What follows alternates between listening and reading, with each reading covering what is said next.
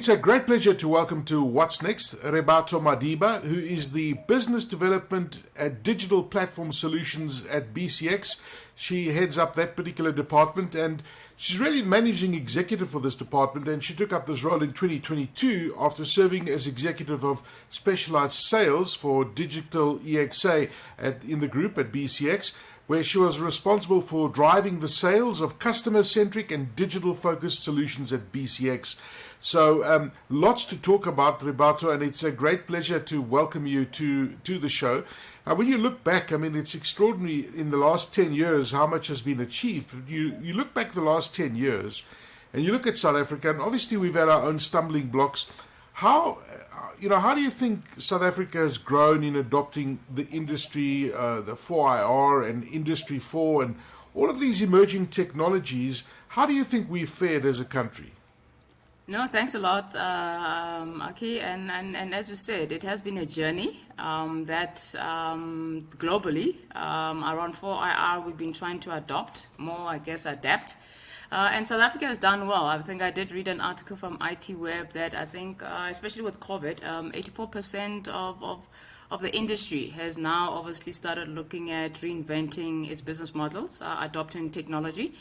So I think if you're looking at the 84% peg, we've actually done well. If you look at the journey that we've taken from, when the 4IR was launched in 2016-17, South Africa setting up the Presidential Commission in 2019. We had a few, digital summits, conferences, and then since then, it's actually become part of, boardroom conversations, industry conversations around, how do we enable 4IR and the emerging technologies in our business processes. One of the areas, with customer service or customer experience management, most of the retail, the banking started looking at that. How do we adopt, omni-channel experience, hyper automation conversations, how do we make sure that our customers get the experience that they want, irrespective of whether they go into a brick and mortar or a branch or a store, for example, or they go online, or actually they call, our contact center. How do we make sure that experience is consistent across, where you experience my service as a retailer? And this is where the technology assists you to be able to enable that, Checkers, Woolies, Capitec, Standard Bank, all those, highly transformational organizations, some of them being our customers, have actually started adopting technologies to be able to enable that. Yeah, it's actually some great examples you've used. You talk about that digital transformation. And certainly, like Checkers, 60/60 is quite extraordinary how they've, and they've really grown in the last 4 years, when you look at it. And it's amazing the logistics and how they've got the supply chain. And it's all through to digital transformation that it's happened. Now, do you think that this promise of digital transformation, and you look at the business drivers that you discussed, and do you think that which usually focus on either changing the customer experience or improving operational processes or disrupting business models? I mean, how do you see it from your perspective in terms of that digital transformation, that promise that we talk about? And of course, at the end of the day, I guess it's all about the customer experience in the end, isn't it? Yeah. No, it's true. I've always, when I started my journey in understanding digital transformation, being an IT, profession, I had to differentiate, what was I doing before digital transformation, and what does digital transformation bring?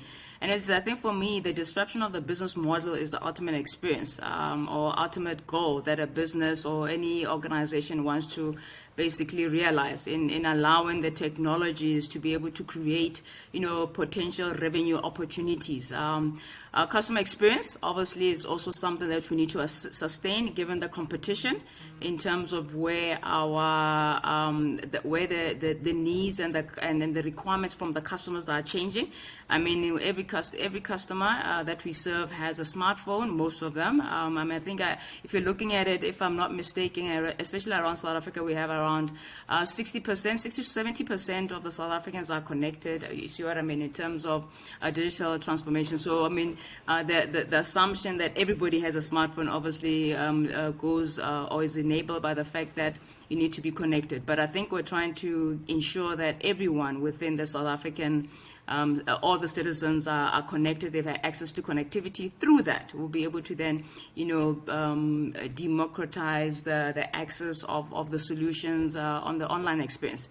And I think for me, the last one about this promise is the operational processes. How do we enable that? Bringing in, for example, mining of the future. How do we then, with the underground processes, be able to track every miner from a safety perspective? So I think for me, the promise has been, I guess, positive.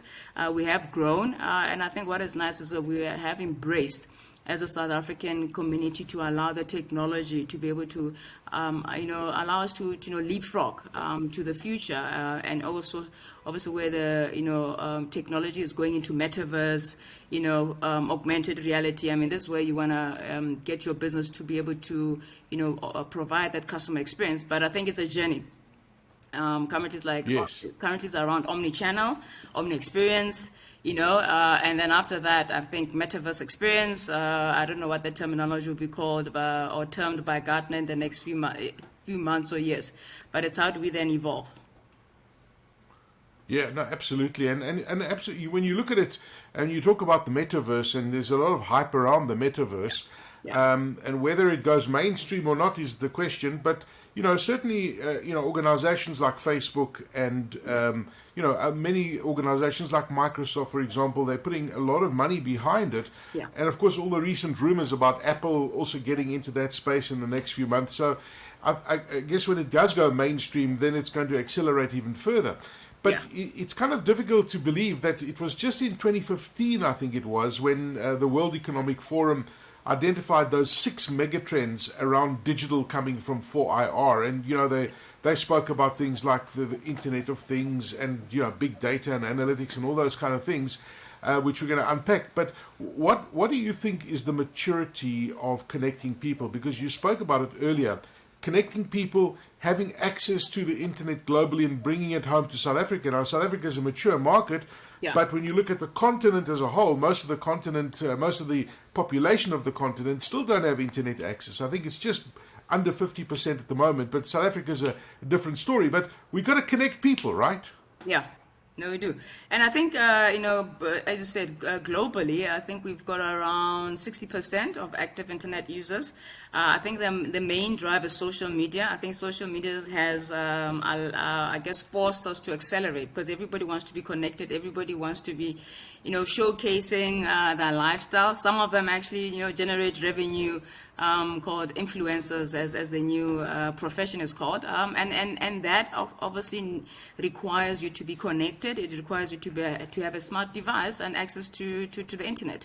South Africa, as I've touched on, as you said, we've done well. 48 million internet users are connected, but we still have that 20%, 30%, area of the population that we need to make sure that we connect. Africa, as you said, 50%. But what is interesting, some of these African countries that actually they've been able to accelerate the service offering, leapfrogging and actually just advancing the into platform solutions. If you look at money market, e-wallets, those are quite prevalent, in North Africa compared to. I mean, we still support that, but I think South Africa has a established infrastructure in the fintech to be able to allow the services still driven and controlled by the banking. But if you look at North Africa, I mean, fintech accelerated beyond where the African banking, companies were able to then, keep up. So I think for me, that's where the disruption of these business models comes through, where you allow the technology to be able to recreate new opportunities as a company. Right. Now, around computing, communications, and storage everywhere, because that's where it's going, What does BCX offer in this particular space, and what new products have you been looking into for the South African industry? Yeah. So BCX looks at the three. We've got offering around connectivity, computing, and I think the digital transformation is where you start leveraging the value, making sure that the customers or our customers start experiencing that experience around obviously offering your services on a digital platform. But I mean, bring it now to the three areas, and what do we have? If you look at the connectivity side, I mean, we're partnering with our customers to obviously upgrade them and transform their network in terms of being connected.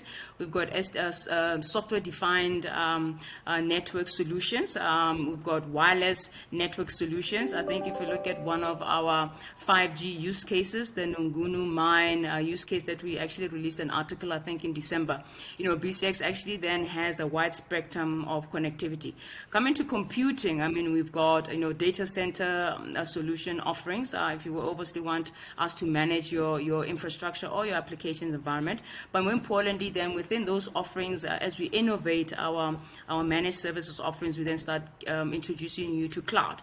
And we've got different facets of cloud, on-prem solutions, where you start looking at some of our Alibaba capabilities, talking about what is new that BCX has to offer. We've got our Alibaba Apsara stack capabilities. What is nice about that is if you're an organization that's worried about data integrity, data sovereignty, data residency, making sure that you've got local data hosting solutions. Apsara Stack from the Alibaba allows you to do that. We also still partner with the other public cloud OEMs like Microsoft, who actually has a public cloud offering in South Africa, which is local as well. So I think we're able to then obviously meet all our customers' needs from a computing side.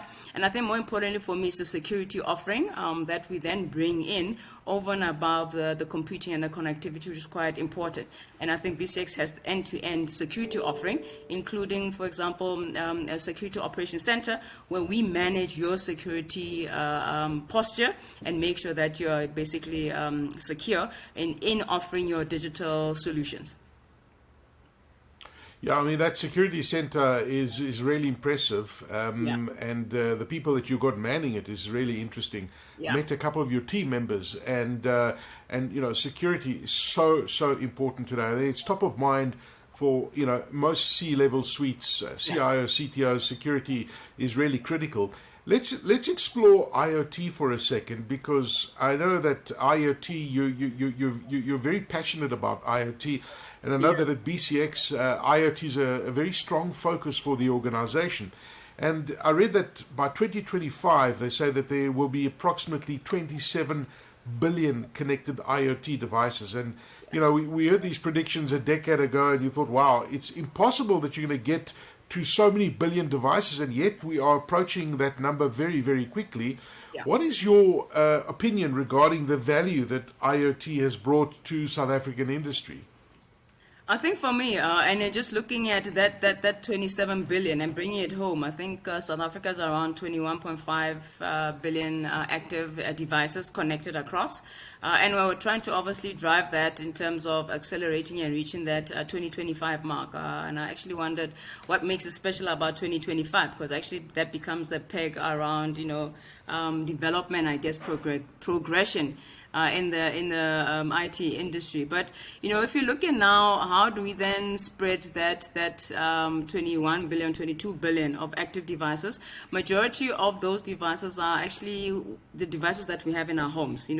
The appliances, the equipment, the electronics that we actually have, they're actually now smart devices that we can actually use, connect to our smartphones, and be able to manage, usage of those even remotely. If you start looking at some of the plugs that we have available at home, you're able to then monitor remotely, switching on and off of the appliances and equipment within the home set. But if you're going to move on to basically the industries, I think for me the devices, and using IoT itself, because IoT, you look at it, I always say IoT, you break it down into four folds. It's basically what connects the device, How do you have an intelligent device that connects? How do you then start managing the data that the device collates? So you need a platform. And I think more importantly around that is then how do you have that governance framework to make sure that the data that you are managing is actually protected, and you know what I mean? So if you're looking at the manufacturer, for example, I mean, a plant, an automated plant where you start bringing in an IoT device to manage your equipment, for example, that you can operate basically remotely. But I mean, now start looking at where you start then bringing in a CCTV camera, for example, a very advanced one, where it's actually then collating imagery data. And now when you bring that data, transactional data from the device of the equipment, bring in the CCTV, where you start monitoring, quality management, for example, on a manufacturing line. If you put all that data into a platform, you're able to manage your quality management KPIs in a manufacturing shop floor, and you don't need somebody to actually be being a quality. I think in the past we used to have quality officers at the end of each stage of the production line. Now you've got technology to be able to give you that data. Now the quality manager now starts managing exceptions instead of actually now spending the time actually checking for each and every product that comes through the production line and checking the quality. Now you start managing the exceptions of that, which and then obviously gives you saves you time. Gives you more time to be productive, and actually then start applying your safety, and health and quality management policies more effectively, to give an example. So I think for me, the use cases in energy, in telecommunications, in automotive, they're endless. I think automotive and logistics are on track and trace. How do you give your customer visibility of where your good is, whether it's a retailer who's giving you that product or a manufacturer. You know what I mean? So I think for me, the excitement and the power of IoT from the data that you collect is where I think for me the value is, and it's very exciting. Well, I mean, let's talk about that. I mean, because BCX plays quite a big role in that IoT space. As a business, when I want to utilize BCX in my IoT rollout and I want to collect the data, I want to make sense of what's happening on my manufacturing plant, for example. What role does BCX play in that regard? Yeah, so we've got a strong engineering capabilities that runs our IoT business. So we've got the service offering, and we advise our customers around the IT strategy. One of the things that we do very well is what we call IT-OT conversions consulting, where we start advising our customers how do you use the data that is coming from your what we call operations technology environment, which is your OT. How do you also start using the data that's coming from your IT environment? And then how do you then create a single view of your organization? Currently, most of the what I call engineering-driven companies, they would have a separation in terms of the systems that they have in the operations, which is our core, and the systems that they basically use in what we call the IT environment, which is basically their business process like HR, supply chain, et cetera, et cetera. Now, the power of it becomes then how do you then bring all that together so that you're able to, from a performance of the business, for a COO or CEO, a plant manager, how do you bring those, CFO, for example, how do you bring both those worlds together to be able to, one, obviously start finding out where we're performing well, where we're not performing well, and what is it that we need to do to obviously improve business performance. That's an example. And then we do that as BCX to be able to assist you in terms of designing a framework around actually driving that IT-OT conversions. We also have an industrial IoT solution.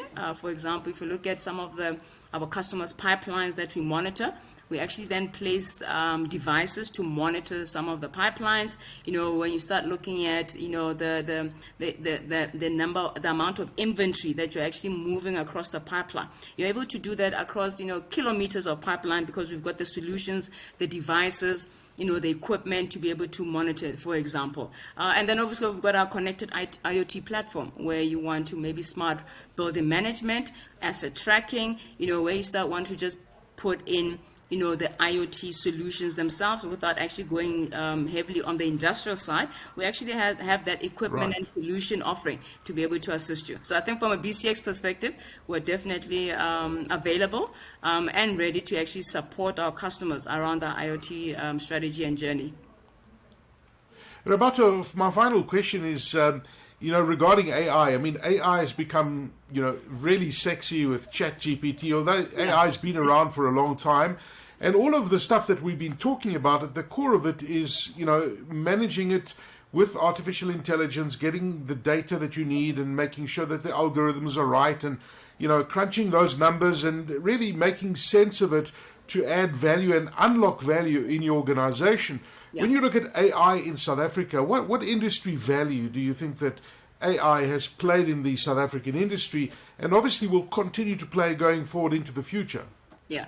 So I think for me, the industry is across the industries themselves. I think if you look at the maturity of in terms of some of the healthcare, especially the startups coming up with AI-driven solutions for healthcare. I think for me that's one.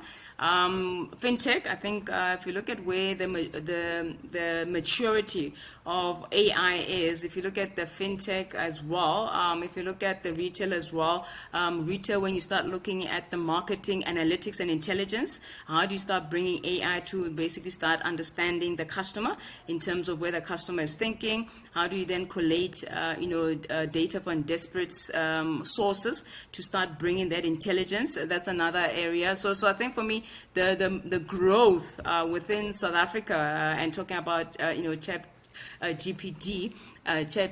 GPT, sorry, and where it's making waves within South Africa. I mean, we've got access now, from Bing, there's the Google version of it. I think it's called Bard, Google Bard, and we've got access to that. So I think for me, it's how do we then leverage on that?